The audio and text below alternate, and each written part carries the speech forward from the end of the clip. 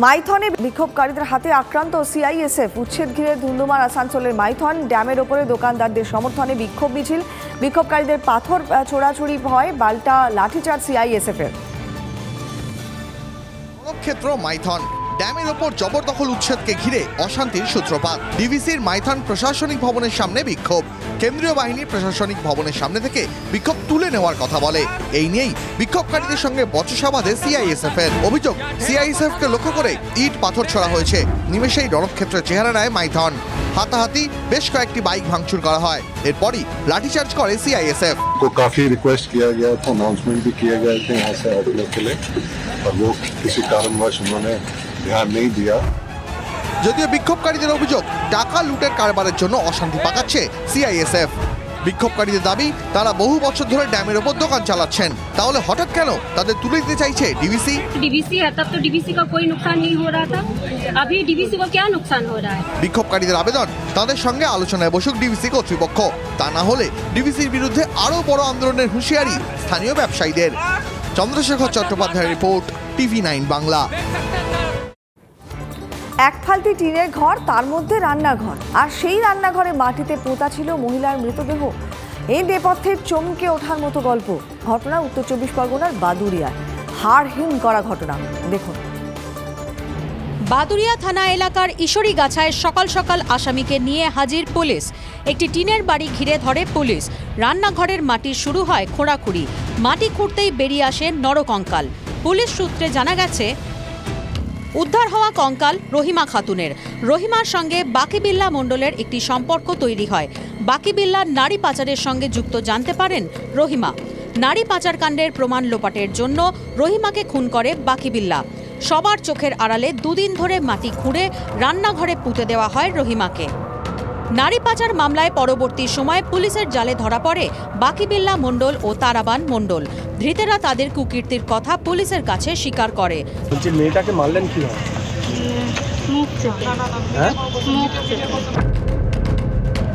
কঙ্কাল তুলে ময়নাতদন্তের জন্য পাঠানো হয়েছে। পুলিশ ধৃতদের জিজ্ঞাসাবাদ করে নারী পাচার সম্পর্কে আরও তথ্য জানার চেষ্টা করছে। Bureau report, TV nine Bangla. স্বাস্থ্য চলছে ডাক্তার ছাড়াই, সবেধন নীলমণি একজন নার্স। পুরনো প্রেসক্রিপশন দেখে ওষুধ দেওয়া, প্রেশার মাপা, রেজিস্টার সামলানো সবই একা একা করছেন, একা হাতে। ঘটনায় ক্ষোভ দেখা দিয়েছে বুনিয়াদপুরে। স্বাস্থ্যকেন্দ্র আছে কিন্তু ডাক্তার নেই। ডাক্তার ছাড়াই চলছে দক্ষিণ দিনাজপুরের বুনিয়াদপুরের সুস্বাস্থ্য কেন্দ্র। রোগী দেখা, ওষুধ দেওয়া সব একা হাতে সামলাচ্ছেন একজন নার্স।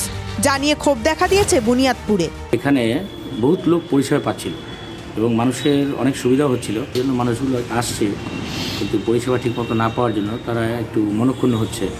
3 মাস যাবৎ সুস্বাস্থ্য কেন্দ্রটি চলছে একটি মাত্র নার্সকে দিয়ে। পুরনো রোগীর প্রেসক্রিপশন দেখে ওষুধ দেওয়া, প্রেশার মাপা, 3টি রেজিস্টার সামলাচ্ছেন একজন নার্স। সাধারণত যেটা নতুন পেশেন্ট আসে, যেমন ছোটো মোটো সর্দি, কাশি, জ্বর, পাতলা পায়খানা, এরা আসে, এদেরকে আমি দিয়ে দিই। পুরো বিষয়টি খতিয়ে দেখার আশ্বাস দিয়েছেন জেলা মুখ্য স্বাস্থ্য আধিকারিক।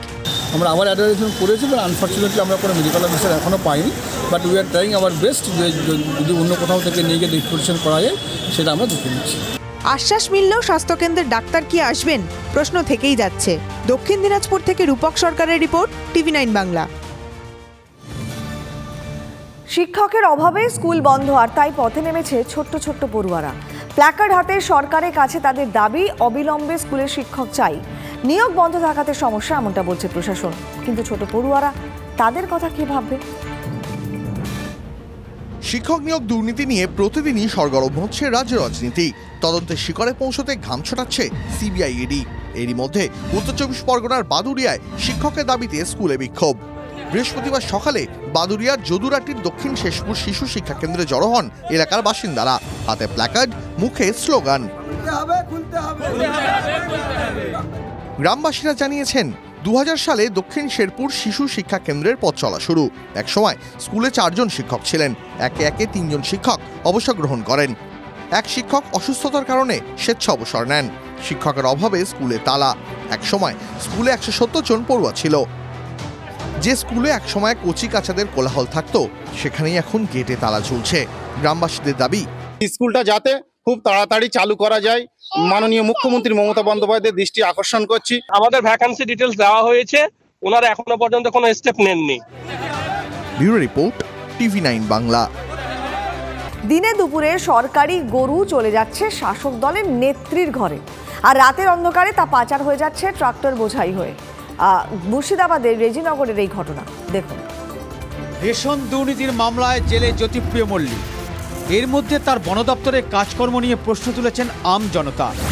মুর্শিদাবাদের রেজিনগরে আন্দুলবেরিয়া রাস্তার দুধারে রাতের অন্ধকারে গাছ কাটা হচ্ছিল। গাছ পাচারকারীদের কুকীর্তি নজরে আসে গ্রামবাসীদের। সঙ্গে সঙ্গে কাঠ বোঝাই ট্রাক্টর আটকে দেন তারা। গ্রামবাসীদের অভিযোগ, গাছ বোঝাই আরও 5টি ট্রাক্টর চম্পট দিয়েছে। কি 5 গাড়ি গাছ কেটেছে, গাছ লাশ গাড়ি ধরা পড়ে গিয়ে চাই। ইলিগাল ভাবে কাটা হচ্ছে নাকি? না, সেটা আমি জানি না। আমাকে ভাড়া করেছে, আমি এসেছি। আমাদের রাস্তায় আমাকে ভাড়া করেছে উজ্জ্বল। কোথায় যাবে এখন গাছটা? এবার উজ্জ্বল যাবে আপনার ভাটিতে। গাছ পাচার নিয়ে শুরু হয়েছে রাজনৈতিক চাপানোতো। গ্রামবাসীরা বন দপ্তরের ভূমিকা নিয়েও প্রশ্ন তুলেছেন। স্বাভাবিকভাবেই প্রশ্ন উঠছে, পুলিশ প্রশাসন কি করছে? কেন বন্ধ হচ্ছে না কাঠ পাচার? মুর্শিদাবাদ থেকে কৌশিক ঘোষের রিপোর্ট, TV9 বাংলা।